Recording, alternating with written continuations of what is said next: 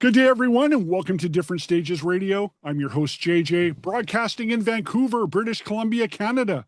And my guest today, you know him from Edge of Forever, Vanden Plas Jorn, and many more, including Hardline, who are about to release their 8th studio album, Shout, on April the 17th on Steamhammer. Please welcome back to Different Stages Radio, Allesandro Del Vecchio. How are you? Hello, I'm very well. Hello, JJ. Thank you for having me again. And thanks for coming It's always back a pleasure. again. Appreciate it. Always a pleasure. I know you're a busy man. You got lots going on. You're on the road, like you said, right now.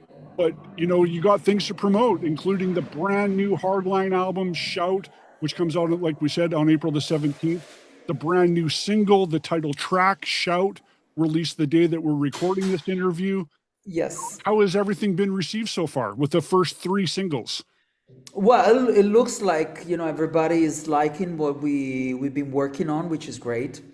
And, you know, the reaction is overwhelming in a very good way because we haven't done a record in, I think, 5 years now. And, you know, when there's such a long span of time, you somehow want to prove yourself. It's not that you want to prove anybody else, but you want to prove to yourself that you still have something to say, that you're still authentic, that you're still, you know, legit in what you do. And you know, honestly, the feedback has been that this is our best record after our debut record. So hopefully it is true, and it's just the excitement of a new record that's coming out after 5 years. Yeah, it's a strong album. We'll get to some of the tracks in a moment, but I was just realizing that, you know, this is your 5th album, I believe, like studio album with the band, if that's correct. Yes. And you're approaching your 15th anniversary in the band, which is, where did that time go? But I would argue, though, Hardline as a whole is one of the more consistent hard rock bands out there. Like, every record is just strong, but yet this one seems to just inch up just a bit more. And with that first single, Rise Up, great way to introduce people to the new record. But I have to say, I'm going to jump ahead to the middle part of the album. When You Came Into My Life, Scorpions cover from an overlooked Scorpions album, Pure Instinct, 1996. That is just ridiculous. And I mean, so impressive, so off the hook, ridiculous. Johnny's vocals, like, I will argue with people already that is some of the most intense, brilliant vocals I've heard in a long time. What is going on there? Like, talk about that and how that cover came together. So that cover came together because Johnny one day said, "Oh, we should do a cover of the Scorpions," and I thought he would come up with. He said it's a cover, but you know, he didn't tell me which one. And I thought it would, you know, maybe, you know, I was like, maybe it's the smoke, When the Smoke Is Going Down, which is one of my favorite Scorpion songs. And he sent me When You Came Into My Life, which I knew from the 96 record, and I was like, okay, so what can we do with this song? Because to do this and make it our own version, we have to change the arrangement, because if we do a carbon copy of what we have, we're gonna lose, because, you know, it's Scorpions, it's a great band, and everything is perfect in that song. And I told John, I said, give me some time. Let me just marinate a few ideas. And I was playing with the song, and I came up with the piano arpeggio, and I was like, okay, that's a good start. So, and I built it up from there. And because my aim was to not just make a cover, but to do something that would make the song sound like a Hardline song, and it would make the song fit into the track list like one of our songs, not just another cover. And then I sent the demo to John, and I was like, what you think? And he sent me back these vocals. He didn't even reply. He just sent me those vocals back, and I was like, what? I mean, I couldn't believe. I mean, and John is a great singer, and I think everybody knows that, and it's, you know, crystal clear to everybody. But in that song, I told him, I was like, where did you go to get, you know, that emotion? And, you know, singing is hard out, you know, it's crazy what Johnny can do. And I always say that I'm, you know, very lucky, very fortunate that I can work with some of the best singers in the world. Because if you line up even just the singers that, you know, that I'm working with now, it's Johnny Gioeli, Jørn, Tarja, Joy Tempest. I mean, it's these guys, this level. So I'm used to great singers.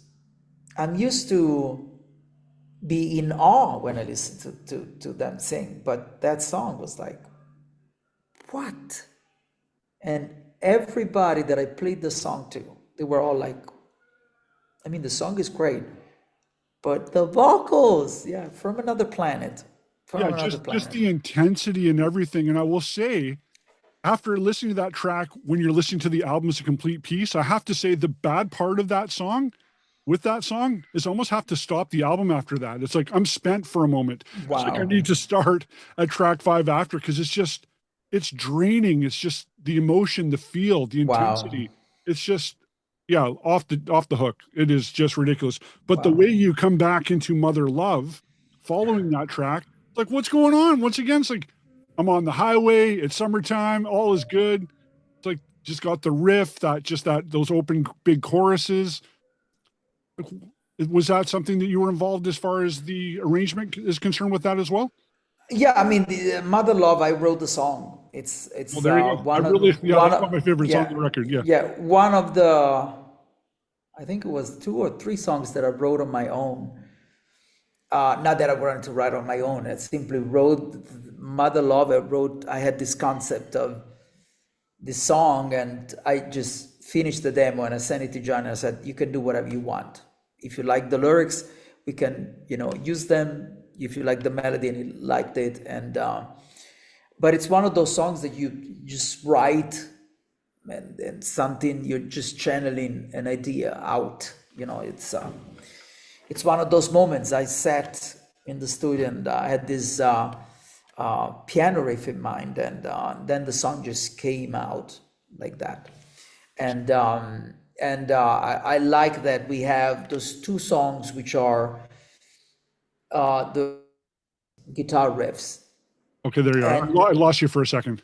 Okay, and I mean, I was saying that the song is based on keyboards, and I like that those 2 songs are, you know, that central part of the record is very keyboard oriented, even if the idea was to have a record with strong guitar riffs and have it very guitar based. But I like that those 2 songs have a different flavor, you know, to compared to the rest of the record.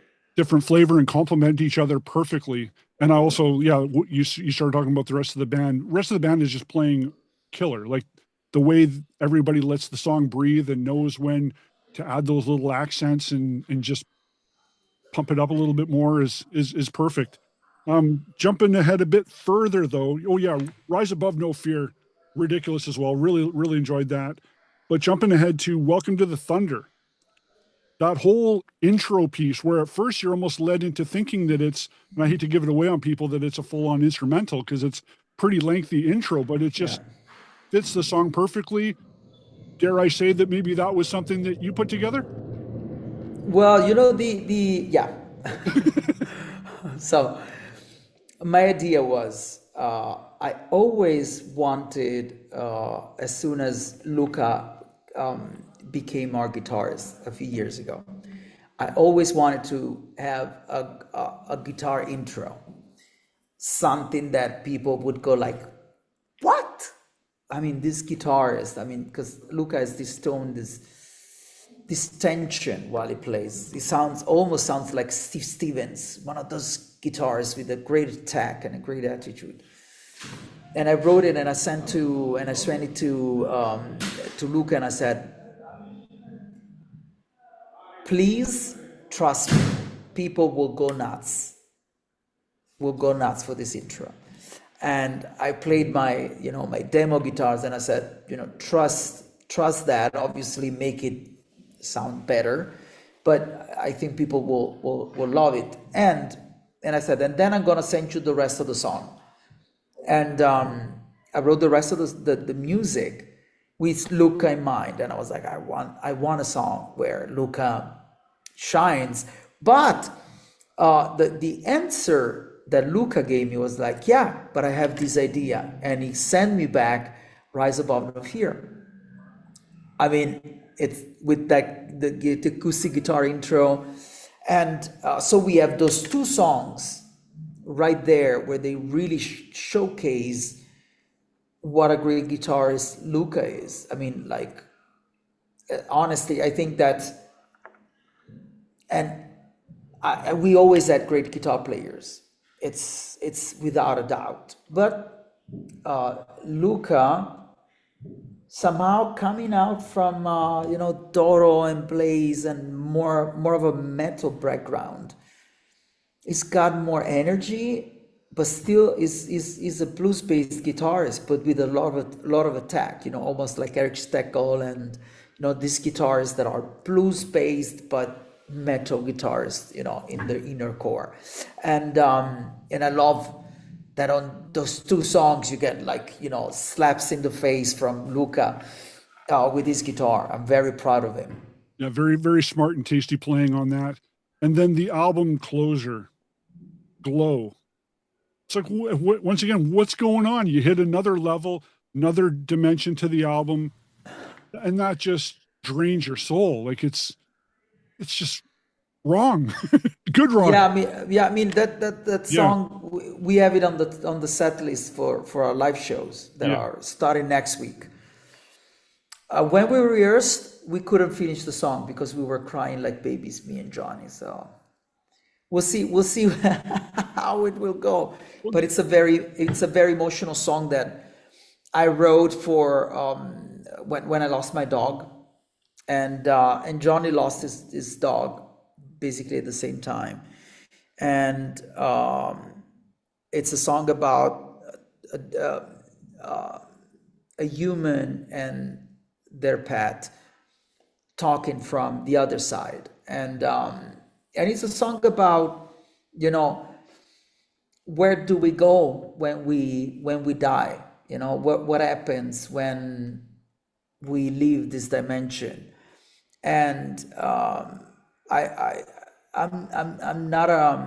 a spiritual person, but I'm an atheist. I'm spiritual. I believe that there's an order in what happens in the chaos of life, but I'm also very rational. And our atoms, our cells live through space and time. So whatever happened in the big explosion, in the Big Bang, we're still created by those atoms, that were created, millions of years ago. And we're all born from stars that exploded. And so the concept is, since we're all coming from the stars, basically, I mean, at least that's what physics are telling us, that we're coming, from the stars. What happens when we die? What happens when we fade away? And do we go back, in being matter that are creating the stars?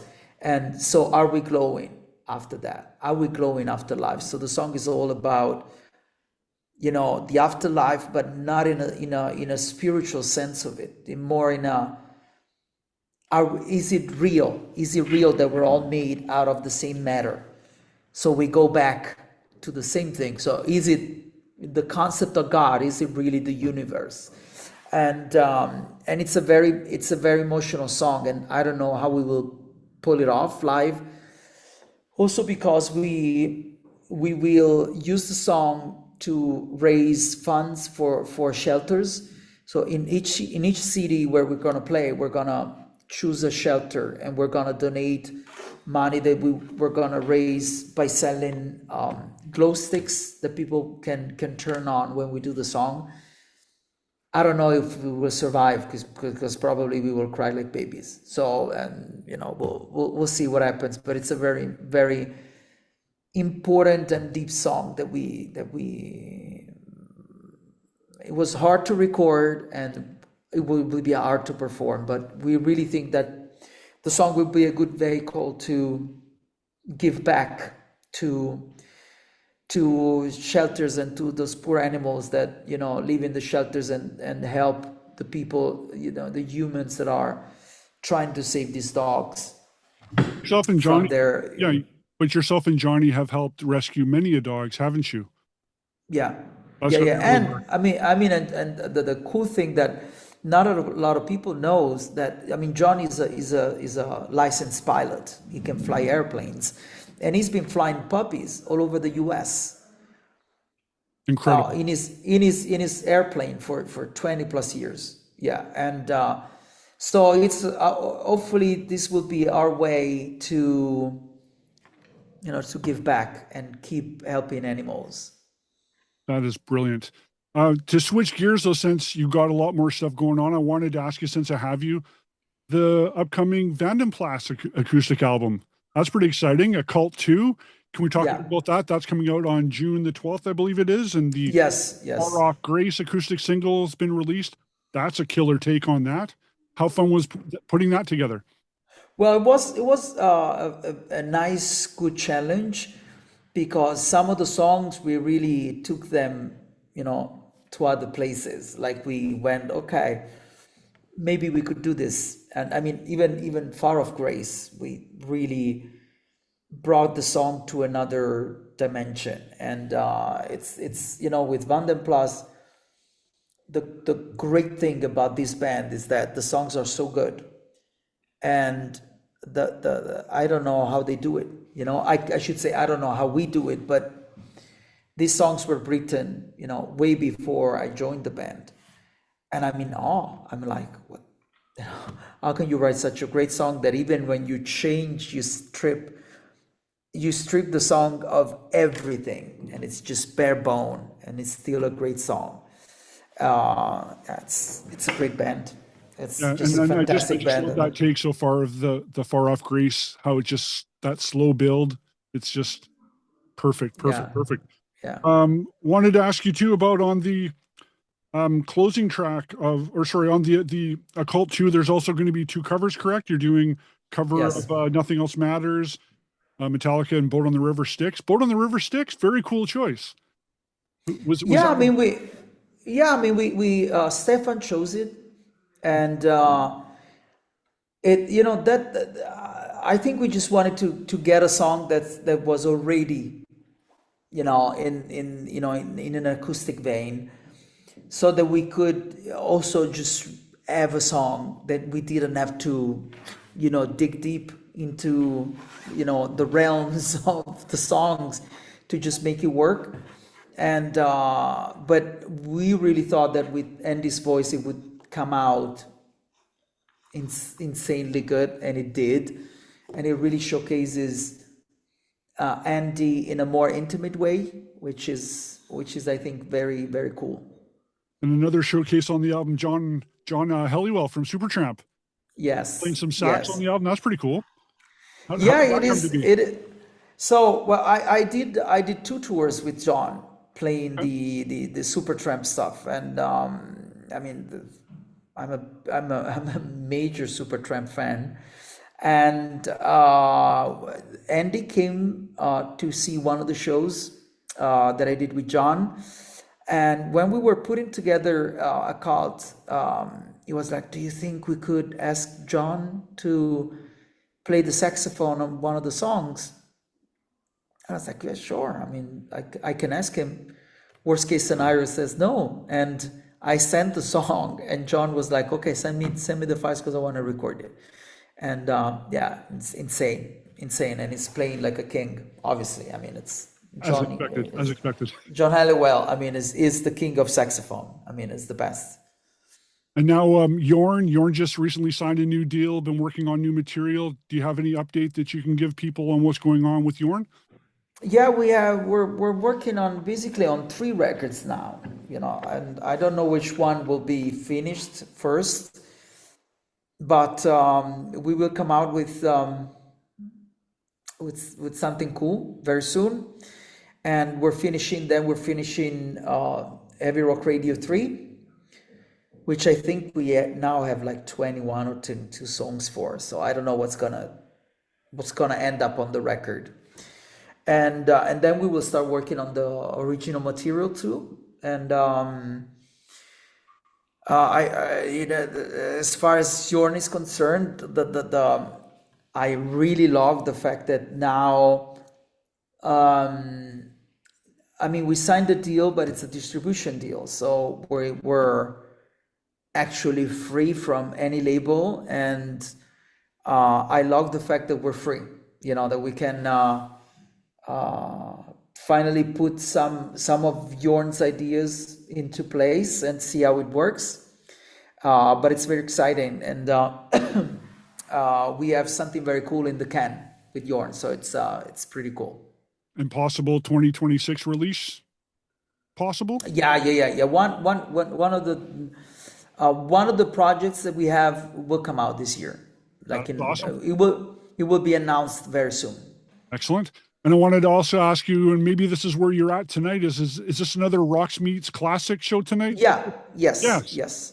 I'm so happy for you, but jealous I wasn't there to see you perform with Joey Tempest. How awesome was that? Talk about that. What can I tell you? This is, when I say that I'm a loss of words, it really is, once you do this, it's you're in the Golgotha of rock and roll. It's top of the mountain, and it's super cool. Joy is, insanely good, still delivering, like the god he is, and super cool guy, and he really cares about music, and it's a big production. It's probably the biggest production that I do, because we play for thousands of people every night. It's an arena tour. We got a symphonic orchestra on stage, and this is my first year. I've always been the choir director and one of the singers, but this year I'm choir director, one of the singers, keyboard player, and musical director. So this year I really used all my talents, and it was quite challenging, because writing for an orchestra and arranging for an orchestra, if you do it for real, it's a lot. It's fun, but it's a lot of work, and the responsibility of the whole show, like every millisecond of the show is coming out of my brain. So every arrangement and everything is part of my ideas. Yeah. So it's I'm very proud that and then as a keyboard player, to play Carry or the Final Countdown. And on the same tour we have Tarja, and we're playing Nemo and I Walk Alone and Till My Last Breath and Sleeping Sun. Once you play those songs, and Eric Martin, Michael Schenker, every night it's like I cannot believe that I'm doing Ronnie Atkins and Robert Hart and Eric Martin and Tarja and Michael Schenker and Joey Tempest all together in the same night. I've been blessed. That's all I can say. I've been blessed with having to do this at this level. But I feel you thrive from the pressure, though, that you love to see, like, can I do this? Like, you really want to put yourself right in the fire and let's just see where this goes. Like, you love the challenge. Absolutely. It's I don't know. Some people say that it's not healthy. It's not a healthy relationship with your liability. But I think it's through the grinder. That's where you show your strength and your ability to adapt and you really put your talents into, into action. And sometimes you when you say yes, you don't have, you're not there, but the fact that you're saying yes and you're putting yourself into motion to get to be, because obviously if somebody asks you to be the musical director of such a production, they know that you can do it.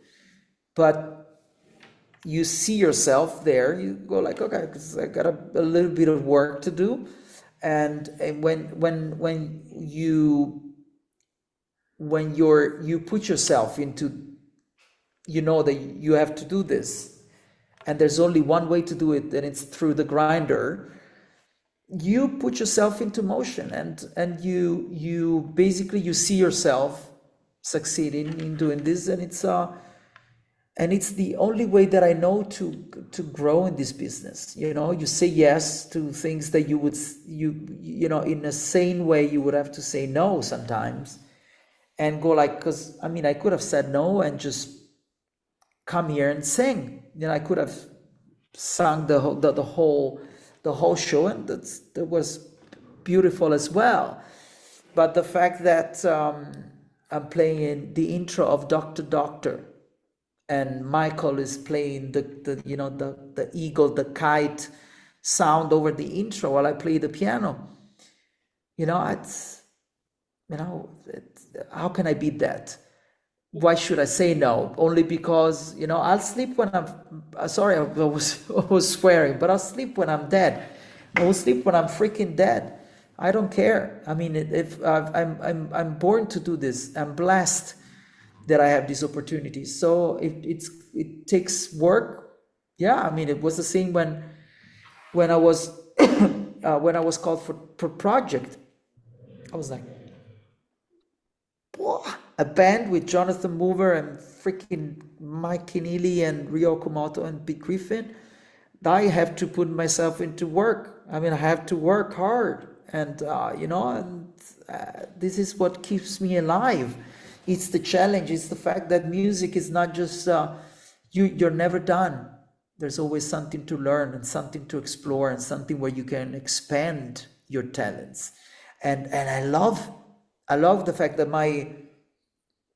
my career has always been like this. It's always been on the way up. It's always been steadily growing, and you can only do that. If you once you stop, you die artistically. But there's always new things to learn. There's always new music to play, new music to learn, and challenges. And there's always a need of you being better. If you are like that, you're open to that, then you can only do things that are always more amazing. And if I see myself even 10 years ago, I was already in Jørn, I was already in Hardline, and it could be good with that. But now I'm a much better musician because I was ready for these calls, and I was ready to go like, well, I need to write for an orchestra. I'll put myself to work. I'll wake up every day at 3-4 o'clock in the morning until I'm excellent in this, and I'll survive, being the right person doing this. Because you're not complacent and perhaps a bit stubborn, but it's always that willingness to want to learn and improve, and knowing that you haven't hit your limit, and always wondering, what's the next opportunity? How could I improve on this? What could I learn from this guy? What could I learn from this girl? Who can teach me stuff? And you're always wanting to absorb information and make it into your own identity. That's kind of a take I'm getting from you. It's just that hard work and always that willingness to learn and accepting the challenge. Yeah, and then and I love it. It's what keeps you going. It's the juice. I simply love it. I love to do this. This is the best thing that could ever happen to me. Every day when I can make music, I'm so grateful and so open to the universe. I'm always like, it's another day. I cannot believe that another day I'm doing this at the level that I do it. I'm just a guy from the countryside of Italy. I mean, I wasn't born in LA. I wasn't born in Germany, where these opportunities are happening every day. I was born in freaking Italy. I mean, how many Italian musicians, you can really, maybe you can count them on, on the fingers of two hands, but, besides, Big Train and very few other bands, there are not so many Italian musicians that do this at the level, that I'm grateful to be at. And I take everything. I'll swim like this. Please. Keep pushing. Absolutely. Now, you touched on earlier, which the timing is perfect, on April the 17th, of course, the new Hardline album, Shout, but also the first run for Shout happens that day. You have, is it a 3-week run starting on April the 17th through May the 9th? Yeah. That should be a good time. And then you got the Wacken. You're playing Wacken. How cool is that? Yes. Do you know which of those 3 days you're playing yet? Or is that still TBA? I don't remember. No, I don't remember. I should have looked up the full lineup first. But I mean, I don't think they still have confirmed the final running order. Yeah. I just know that weekend I will be not available. I just want to be at Wacken, and I just want to enjoy my first Wacken. And I'm so grateful and so happy and so excited that I can finally play at Wacken. Good for you. My songs. Your songs. And then you got another run happening from November 6th to November the 22nd with Hardline. Yes. Doing some more European dates. Might we see Hardline ever come to North America again, or is that pretty much we'll see, we'll wait and see. It would be nice, but highly unlikely. Yeah, the sad truth. Yeah. Ask Trump. Yeah, there you go. There's your answer. That's it. The main problem that doesn't affect Canada, though. It doesn't affect Canada, but however, it does statistically and geography-wise and money-wise. It's the main problem of North America, not Canada, but the U.S. is working visa. It's become it's always been difficult. Now it's not just the money, but the waiting period. Hearing so many bands that have scheduled tours, and you have to cancel. A year in advance and paid ridiculous amounts of money.